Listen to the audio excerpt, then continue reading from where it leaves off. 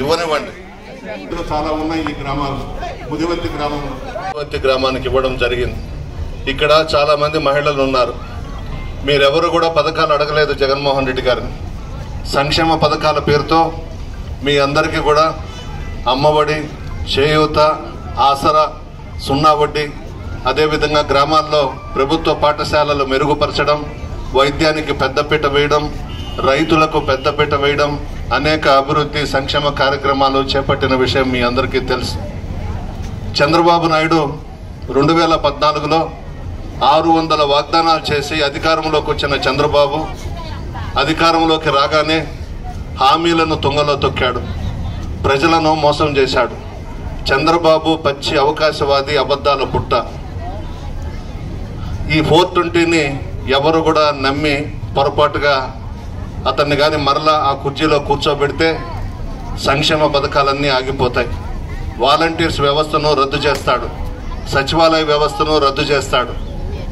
అంతకుముందు ఏ విధంగా అయితే వాగ్దానాలు చేసి అధికారంలోకి వచ్చాడో మరలా ఇప్పుడు వాగ్దానాలు చేస్తూ అధికారంలోకి రావాలనే ప్రయత్నాలు మొదలుపెట్టాడు. పవన్ కళ్యాణ్ని, బీజేపీని పక్కన పెట్టుకొని తన స్వలాభం కోసం ఎంతకైనా దిగజారే వ్యక్తి చంద్రబాబు.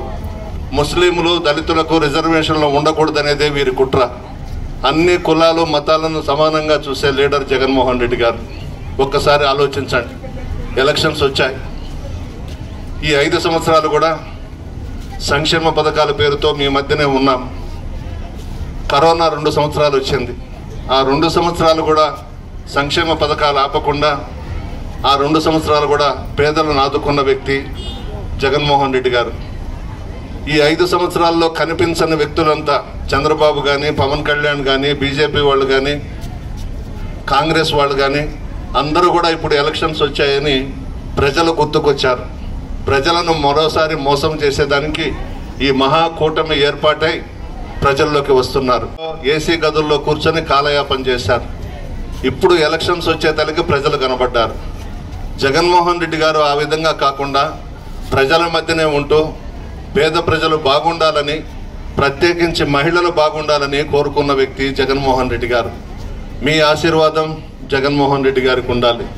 ఇక మన నియోజకవర్గానికి వస్తే కోవూరు, నెల్లూరు జిల్లాలోనే ఒక చరిత్ర కలిగినటువంటి నియోజకవర్గం మన కోవూరు. మంచి మనసున్న మహారాజులు ఇక్కడ ప్రజలు. అన్ని పార్టీల్లో ఉన్నటువంటి నాయకులు కానీ, కార్యకర్తలు కానీ మంచివారు.